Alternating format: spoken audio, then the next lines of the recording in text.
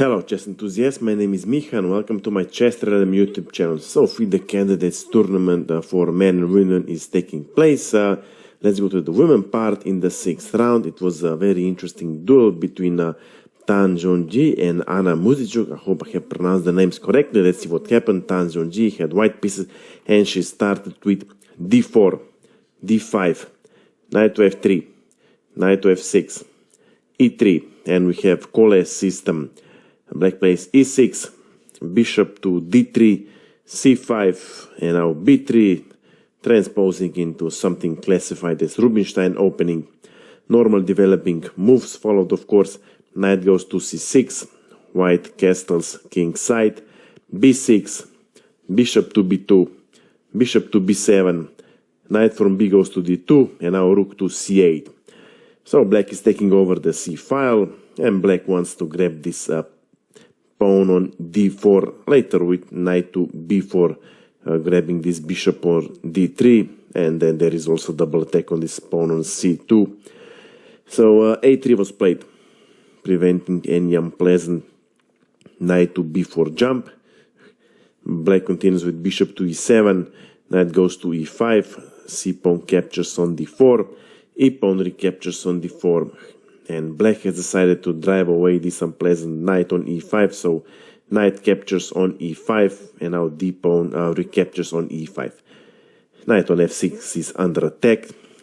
Well, black has two appropriate squares where he can remove the knight. Knight to d7 was played in the game, and white responded with queen to g4, attacking this pawn on g7. So black plays g6, defending. Well, white definitely has initiative.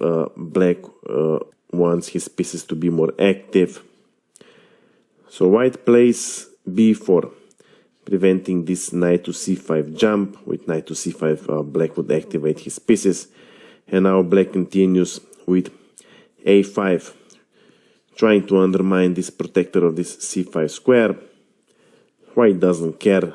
Knight to f3 was played, preparing to harass black king.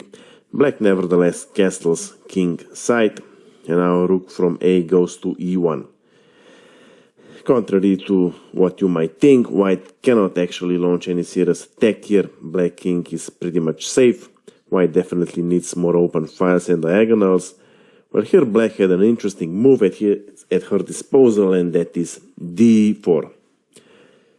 After d4, if queen captures on d4, then bishop captures on f3, g-pawn recaptures on f3. Yeah, white is a pawn up, but it's a complicated position where black has a lot of chances for counterplay. And if, for example, knight recaptures on d4, then we have interference. Queen is no longer protecting this pawn on b4. And after a-pawn captures on b4, a-pawn recaptures on b4. Bishop recaptures on b4.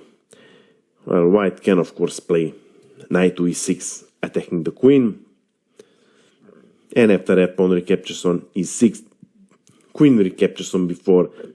But then again, queen goes to g5, threatening mate on g2. Again, a very complicated positions with good chances for both sides. Okay, let's go back to our game. In the game, black captures pawn on b4. A-pawn recaptures, rook goes to a8, taking over the a file, but white doesn't care. h4 was played with clear intention. h5, trying to undermine the pawn structure around black king, but black doesn't care. Rook to a4 was played. Pawn on b4 is twice attacked. Okay, so we have a battle of tempi. There's no point in defending with, let's say, c3, because then simply knight goes to c5. B-pawn cannot capture because of the pin. And then maybe bishop would go to b5, attacking the rook. Rook would go to a2, attacking the bishop, and after white removes the bishop, then maybe knight to e4. And black pieces suddenly would be more active. In the game, h5 was played. Rook captures pawn on b4. Double attack on the queen and the bishop. And white plays knight goes to d4, defending the queen. You might think that black can simply grab this defenseless bishop on b2. But after rook would capture on b2, then h-pawn would capture on g6.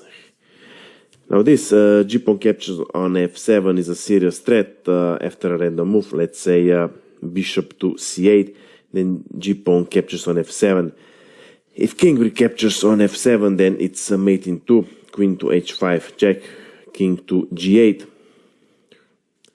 or g7, doesn't matter, it's queen to h7, is checkmate. And after king to h8, then queen to h5, mate on h7 is coming. Of course, black can defend with rook to f7, but then queen captures on f7. Queen to g8, again defending this unpleasant h7 square. Queen captures another piece on d7, and white has decisive material advantage.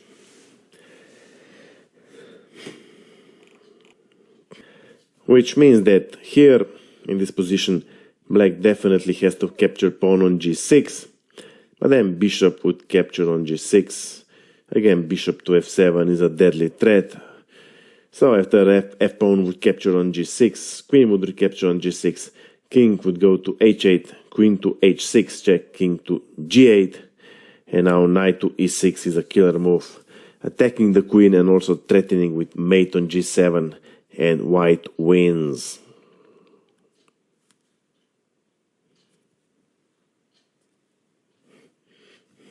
Okay, let's go back to our game.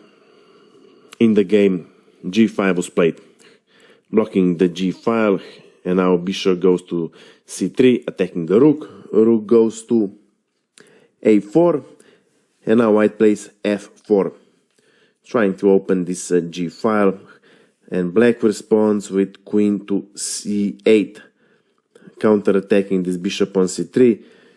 Bishop goes back to b2, and maybe black should consider this h6, protecting this pawn on g5. But no, knight to c5 was played. And here white had a very strong move at his disposal, and that is f-pawn captures on g5.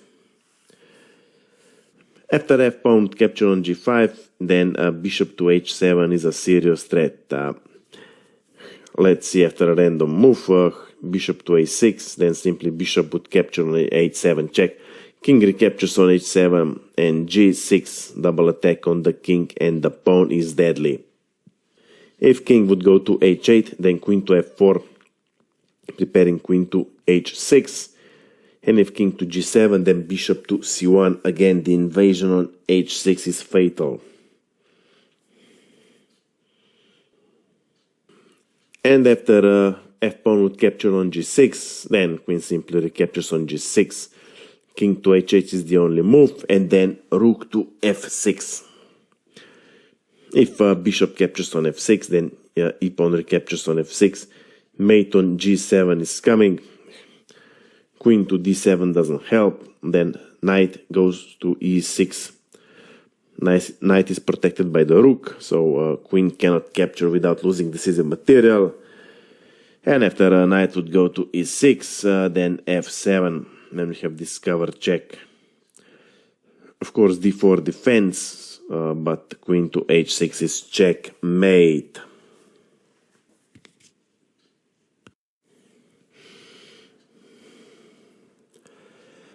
Okay, so in the game, white doesn't find this f-pawn captures on g5. Instead, f5 was played.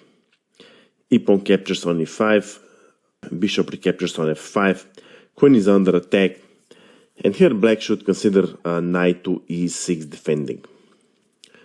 After knight would go to e6, of course knight from d4 cannot grab knight on e6 because of the pin.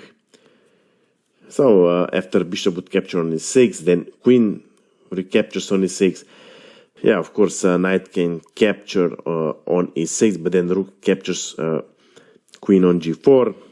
Knight again can capture rook on f8. But guess what? d4 ruins white's plans. Black threatens with rook to g2, and here white would have to defend with rook to f2. Otherwise, let's say after knight to d7, yeah, white is the rook up, but then rook would capture on g2 check, king to h1, rook captures on c2, king to g1, rook to g2, king to h1, rook to b2, king to g1, rook to g2, king to h1, and now d3. And I cannot go through all the variations, but here white is definitely losing.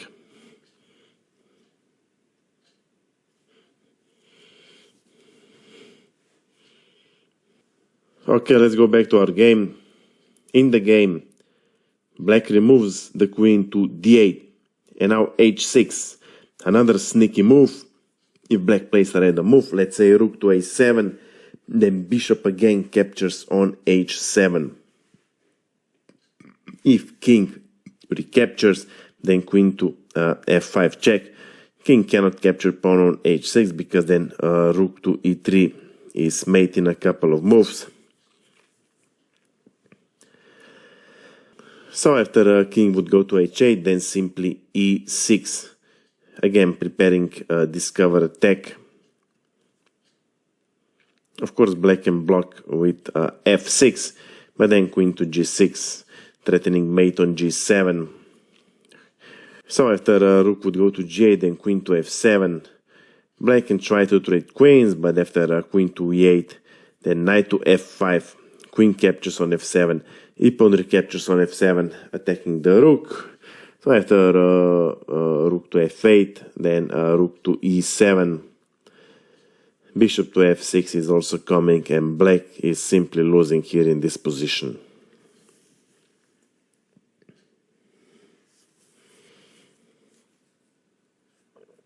So in the game, bishop to c8 was played, trying to trade some material, releasing the pressure on the black king, and now white plays e6, preventing any trade. And now black plays f6, blocking this long diagonal, where white dark square bishop is in charge. And now white stuns black with a stunning move. Bishop captures on h7. Okay, black more or less has no other option but to capture, so king recaptures on h7. Now queen to f5 check. Now black king cannot capture this pawn on h6, because then queen to h3 check, king can go to g7 or g6. Let's see, after king to g6, then knight to f5, mate in one on h6 is coming. So after rook would go to h8, then knight captures on e7 check, queen recaptures on e7. Of course, queen captures on h8 is possible, but queen to f5 is better. Then king to g7. If king to g7, then bishop to f6, forking both king and the queen. If king to h6, then bishop to f6 again. Queen to g5 is coming, and black is losing here.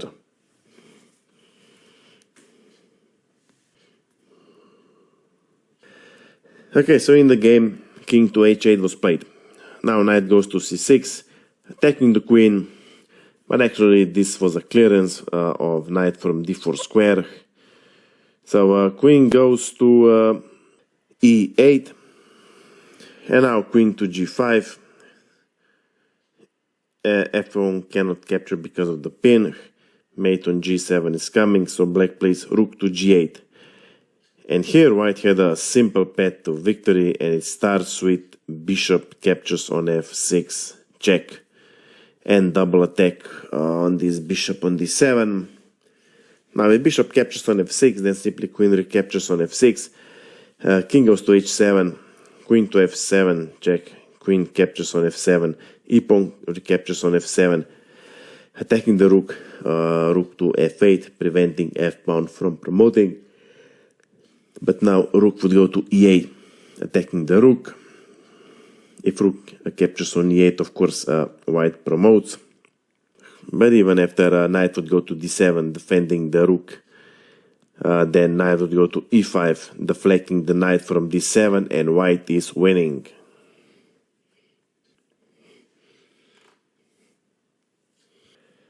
But in the game, white saw the things a little differently. Rook captures on f6 was played, and this suddenly equalizes the game. But okay, you might wonder, what about if rook captures queen on g5?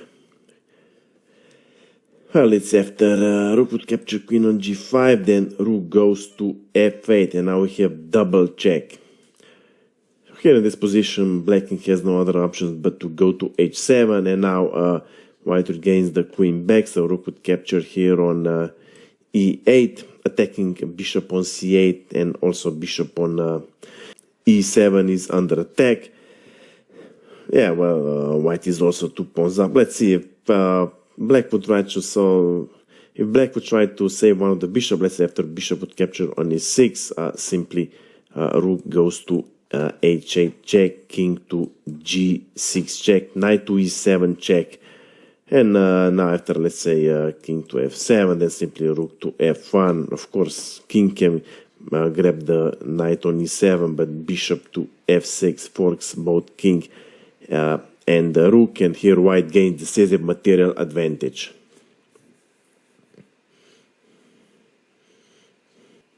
Okay, so in the game, bishop recaptures on f6, queen recaptures on f6, check, king goes to h7, and now knight goes to e7, attacking the rook. Well, you have to keep in mind that white is still a rook down, so here black would have to continue with bishop captures on e6, even after knight would capture on g8, queen recaptures on g8, preventing mate on g7, and then queen to e7 check, queen to f7 defending, and then rook would capture bishop on e6. And white gains a piece back after queen would capture on e7, rook recaptures on e7, king captures pawn on h6, and now the material and the position is totally equal.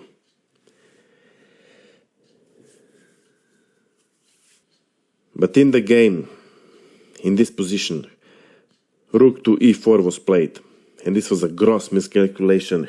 Now rook captures on e4, knight recaptures on e4, and now knight recaptures rook on g8. Of course, black can capture queen on f6 with knight, but then knight would recapture on f6, and white would be a piece up and would be winning. So in the game, queen captures on g8, and now queen to f7 check is the final blow. Black more or less has no other option but to capture queen on f7, but then e-pawn would recapture. Well, you can see that all squares are protected, and there is literally nothing that black can do to stop white from promoting f-pawn to a queen. And therefore, in this position, Anna Muzychuk resigned the game. Okay, so I hope you like this game. I hope you have learned something from it. If you have any questions, my email is below in the description. Of course, I invite you to visit my Instagram page. That's it for now, and see you soon.